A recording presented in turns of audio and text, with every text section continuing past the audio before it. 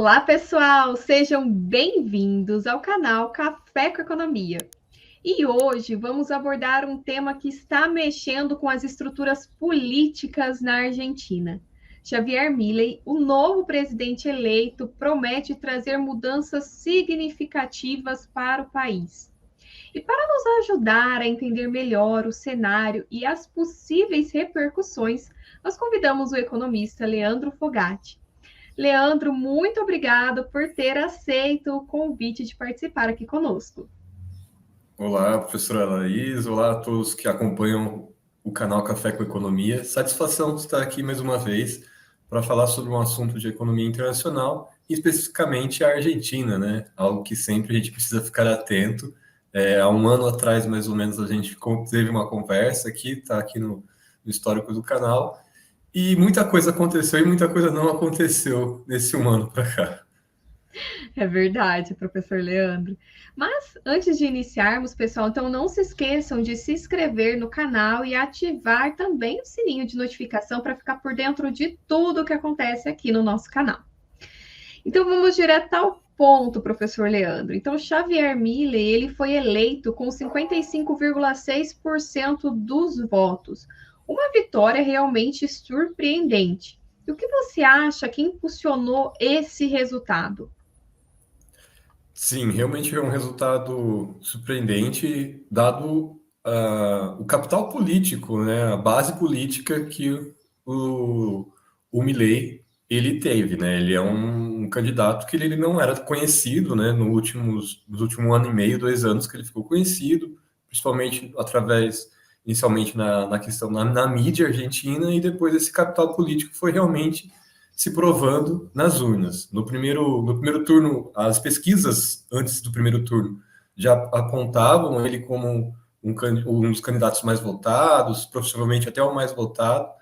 E aí teve a eleição no primeiro turno, ele ficou como na segunda posição, e na primeira posição ficou com quem ele concorreu no segundo turno, o Sérgio Massa, candidato, né, da situação, que o Sérgio Massa é o atual, né, ministro da Economia, faz há um ano mais ou menos que ele assumiu esse posto.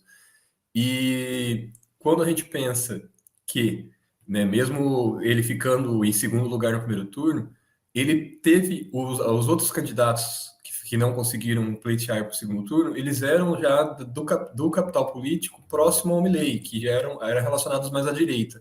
Então ficou complicado mesmo para o da situação, que é mais ligado à esquerda, conseguir essa vitória no segundo turno, e vamos dizer assim que era esperado, mesmo com as ideias um pouco impactantes e que poderia afastar certos eleitorados mais conservadores, com alguns receios, né, medos do que poderia acontecer. Mesmo assim, o Milei ele conseguiu ter uma vitória bem expressiva, dado que ele é de um partido pequeno, né, incipiente ali na Argentina, né, não é uma corrente forte, como o peronismo, como a direita tradicional argentina, né, que é representada, por exemplo, pelo Macri, que foi recentemente também presidente ali, né, na Argentina.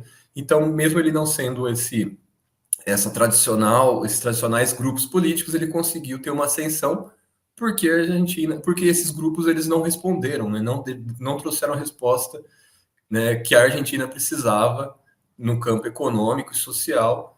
E a gente sabe que a economia argentina há tempos vem vivendo períodos de crise, uma crise maior do que o que ela já estava acostumada desde o início, desde o século passado. Então, esses períodos, tanto o Macri, que era representado à direita tradicional, que aí o Milei ele tomou esse espaço, quanto o peronismo, representado pelo governo atual argentino, não conseguiram dar respostas, e o povo argentino foi buscar, né, num chamado outsider, essa resposta de saída da crise, tanto econômica quanto social. Eles estão, na verdade, querendo ver se realmente acontece alguma mudança, né? Porque a Argentina vem aí passando por uma crise há muito tempo, já falamos a respeito disso em outro momento aqui no canal e voltamos agora, né, para ver realmente quais serão essas repercussões. já que realmente essas eleições na Argentina foi algo que acabou, de certa forma, realmente surpreendendo, saindo, digamos, do tradicionalismo, né, para uma visão bem diferente, completamente diferente do que vinha ocorrendo até então. Então, acredito que gera, lógico, né, um pouco de insegurança por parte, né, dos outros países, né, que fazem comércio também com a Argentina.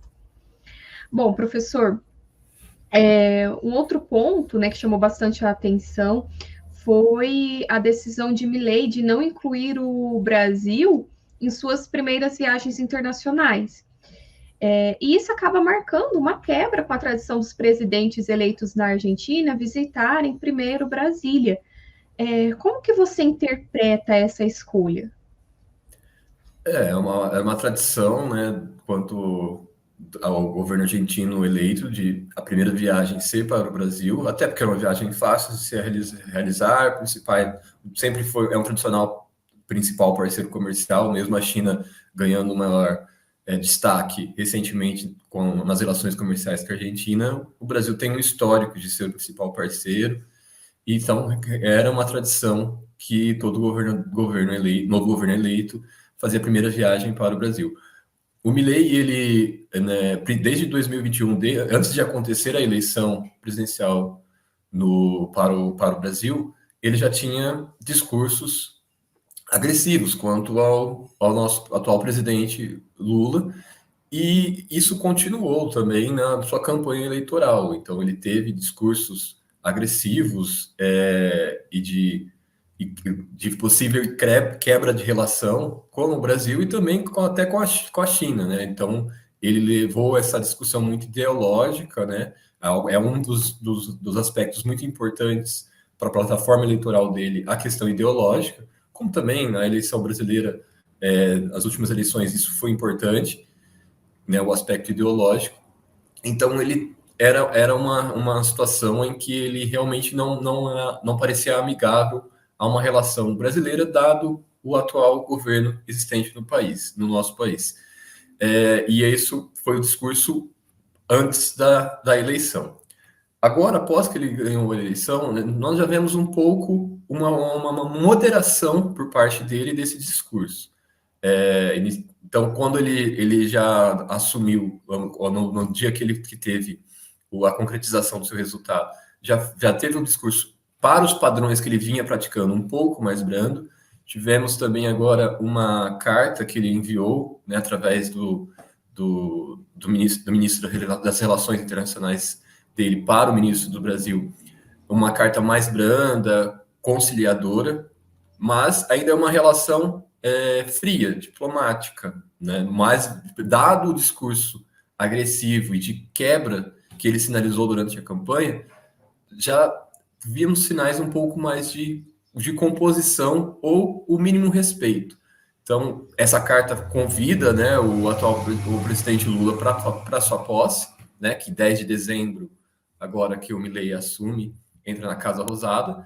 Então, já vemos uma sinalização um pouco mais branda, mas, lógico, está longe de ser uma relação amistosa, como o presidente, né, anterior, que ainda é atual da Argentina, quando o Lula acabou de ser eleito, tomar posse, ele já pegou e correu para o Brasil para fazer relações diplomáticas. Então, não é uma relação amistosa, né, de amigos, como até pelos campos ideológicos diferentes era esperado, mas já temos uma sinalização que aquele discurso agressivo de quebra, pelo menos está caminhando para uma situação mais moderada.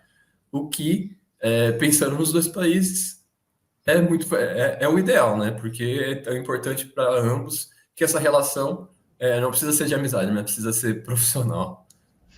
É verdade, não precisam ser amigos, mas precisam se respeitar, até porque, enfim, estamos aí todo mundo no Mercosul e precisamos realmente dessa relação positiva. Professor Leandro, algo também que o Milei disse durante a sua campanha é que ele faria na Argentina a dolarização, a exemplo do que foi feito no Equador, e também, com isso, o Banco Central deixaria de existir, né? Fecharia, então, o Banco Central. Você acha que isso vai se concretizar? Como que se daria isso dentro da economia argentina? Como que isso iria afetar a economia argentina? É uma das principais propostas e que era bem impactantes na plataforma durante a campanha do Milei, era realmente a dolarização e fechamento, né, do Banco Central.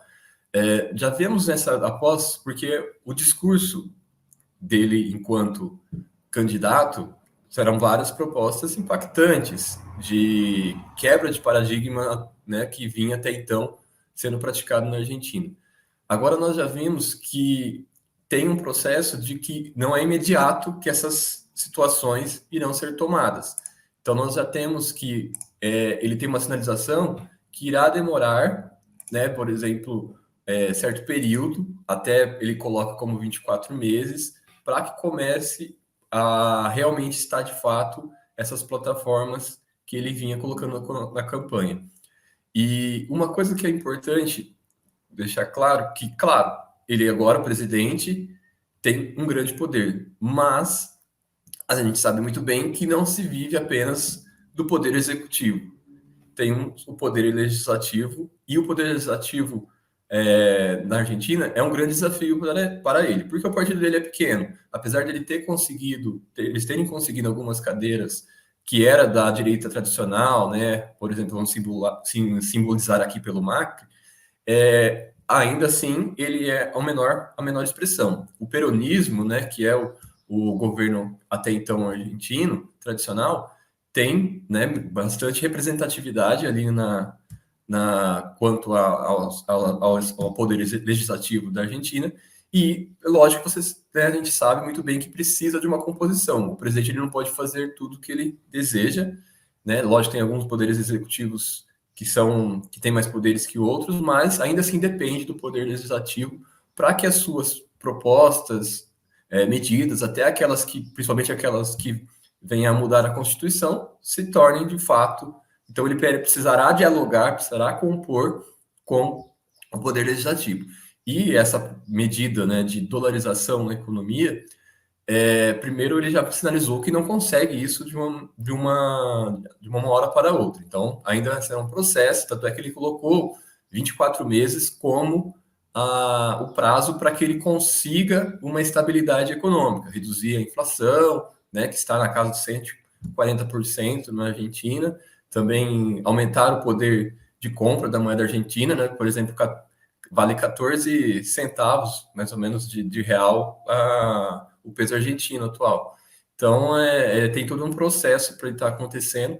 Lembramos que já teve praticamente uma dolarização da economia argentina, foi uma resposta que a Argentina teve. Então, por exemplo, o Brasil, nos anos do Plano Real, lá em 94, o Brasil adotou, né, uma paridade, né, um por um com o dólar. A Argentina também estava nesse processo, né? Também foi nos anos 90 fez essa situação. Só que o Brasil mudou, né? Em 1999 e começou a usar as metas de inflação como para fazer o controle da estabilização da economia.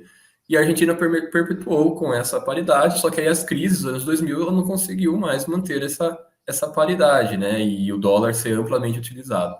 Então, apesar de que ele prezar pela essa dolarização, ele precisa caminhar para uma estabilização da economia, porque recentemente, várias vezes, a Argentina teve que recorrer a empréstimos ao FMI devido à falta de divisas internacionais. Então, como você conseguir essa dolarização sem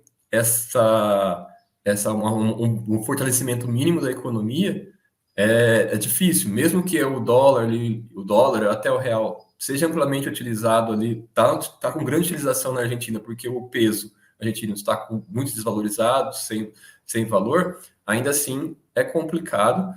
E outra, a gente tem que ter aquela noção, se você dolarizar a sua economia, se você abrir mão do seu Banco Central, você deixa de você pode caminhar para uma estabilização, porque você, vamos dizer assim, você exporta a responsabilidade da inflação, então você tenta atrelar a sua inflação à emissão da moeda americana por parte dos Estados Unidos e, consequentemente, a paridade sempre um com um, só que você também deixa de ter poder de fazer políticas econômicas. Então, a gente sabe muito bem, né, aqui, que economistas e quem estuda sobre o assunto da economia, que você tem aquele dilema, você acaba abrindo mão de poder fazer políticas econômicas.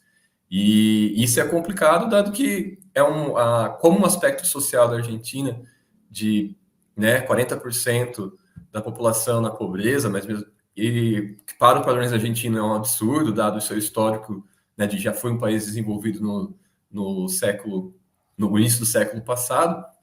Isso é difícil que a população, né, abra mão, ela é acostumada com isso, abra mão de que exista políticas econômicas e sociais em que essa dolarização, né, e, vamos dizer assim, fechamento do Banco Central acabaria reduzindo ou praticamente impossibilitando.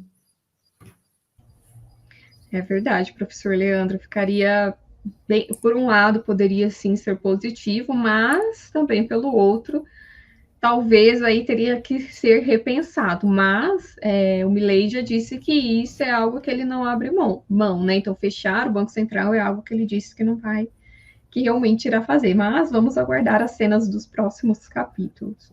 Será um processo que Sim. acredito que ele é algo que ele, como uma das principais plataformas, queira colocar realmente como legado do seu governo, mas será um processo, ainda assim não será, ele terá que dar um mínimo fortalecimento, conseguir um mínimo de relações ali, conversar com os outros poderes da Argentina para que consiga de fato, essa plataforma de governo dele ser implementada. Bom, professor Leandro, nós sabemos que a Argentina ela é o maior parceiro comercial do Brasil na região. E como você acredita que as políticas econômicas do Milei, ela podem, né, afetar essa parceria? Bom, ele, no seu discurso antes de eleito, ele não tinha muito afinidade quanto ao Mercosul, né, que ele criticou bastante o quanto que realmente o Mercosul estava proporcionando benefícios à Argentina, mas ter uma ruptura total provavelmente não deve ser o caminho. Talvez deve esfriar relações, mas se a gente parar para pensar, por exemplo, tudo bem, o Milei ele é uma extrema direita, liberal na questão econômica. Então, se a gente pensar, por exemplo, quando era o Macri, também um aspecto, lógico, um pouco mais moderado, mais liberal, ele teve uma afinidade com o Mercosul no sentido de estabelecer relações, né, de acordos comerciais, por exemplo, com a União Europeia. Então, o Macri foi um dos grandes entusiastas desse acordo que foi costurado com a União Europeia, que ainda está para ser realmente colocado em prática, né? Alguns detalhes ainda precisam ser resolvidos. Então, por exemplo, se a gente pensar no campo de pautas tradicionais, né, o Milei relacionado na parte econômica a um liberalismo, estaria mais interessado que esse acordo com a União Europeia, de fato, entre o Mercosul e a União Europeia, seja estabelecido. Por exemplo, se a gente comparar com o Brasil, o governo atual Lula já tem várias vezes discursos que não estão direcionados para que esse acordo realmente se concretize. Volta e meia, existem algumas críticas feitas a esse acordo e que ele realmente está há um bom tempo sem novidades, né, de caminhar para ele realmente está sendo estabelecido na prática. Então, se a gente pensar no campo, né, ideológico, né, relacionado ao liberalismo econômico, o Milei ele teria interesse nesse acordo que realmente colocasse em prática. E se você tem um acordo, né, União Europeia e o Mercosul sendo efetivado, realmente nós temos aí um fortalecimento, né, do Mercosul, pensando enquanto bloco e um grande acordo desse costurado. Então, apesar de ele ter essa inicial aversão crítica ao Mercosul, a gente tem que esperar para ver realmente quais são as críticas, o que realmente será mudado, porque, por exemplo, nós já tivemos, no Mercosul, volta e meia, nós temos divergências entre o governo brasileiro e argentino no campo ideológico. Então, volta e meia, nós temos um governo mais conservador, outro lado, um liberalismo econômico no Brasil, e na Argentina um governo mais estatizado. Então nós temos, e vice-versa. E essa relação foi perpetuando. Lógico, às vezes um fortalecimento do Mercosul, ou ele deixado em segundo plano, mas realmente quebrar esse vínculo, acredito que não será o caminho. Talvez que ele não tenha um protagonismo, né, se os dois governos tivessem estivessem no mesmo campo ideológico, mas acredito que ainda assim ele irá ainda continuar, talvez não com o protagonismo que há alguns momentos teve para o Mercosul. Perfeito, professor Leandro. E para finalizar, professor Leandro, o que nós podemos esperar do governo do Milei? E ele conseguirá implementar as suas ideias e de que forma que isso pode influenciar, irá influenciar a economia da Argentina? Ele teve uma das suas, né, para a gente pensar no campo de relações internacionais, tanto ele teve um discurso agressivo com o Brasil e com a China, que são os principais parceiros ali da Argentina, né, e a Argentina depende muito. E dado a gente pensar, por exemplo, que ele procura uma dolarização, um fortalecimento, né, da sua economia, ele precisa, claramente, né, ter boas relações comerciais, precisa exportar para o Brasil, para a China, ele depende dessa fortalização, conseguir que o seu país arrecade divisas. Então, não tem como ele fechar os olhos para esses países e realmente ficar preso ao seu campo ideológico de tentar estabelecer relações, por exemplo, com Israel, com os Estados Unidos. Ele pode tentar fortalecer as relações com os Estados Unidos e Israel, que ele já colocou em plataforma de campanha, né, que é um campo ideológico mais próximo ao dele, mas que ele não consegue abrir mão dessas relações com o Brasil e a China. Ele teve durante o seu discurso, né, antes da eleição, um processo, né, a promessa de fazer uma privatização, né, de vários setores. Então, os meios de comunicação da Argentina, vamos dizer assim, a Petrobras deles, né, também terá estatização. Só que são processos que ele já colocou que não consegue de uma hora para outra. Ele já enquanto eleito, já colocou que, né, é um objetivo dele, mas que irá demorar um tempo para ele conseguir essas situações. Mas isso ficaria no campo mais ideológico, né? Vamos dizer assim, vários governos a gente tem ao longo do mundo que teve estatizações de setores da economia, e isso é uma escolha e pode trazer ganhos ou percas para a Argentina, né? Mas no momento enquanto que ele precisa reduzir os custos da operação pública na Argentina, ele tem essa sinalização. Ele também teve a redução de ministérios, né?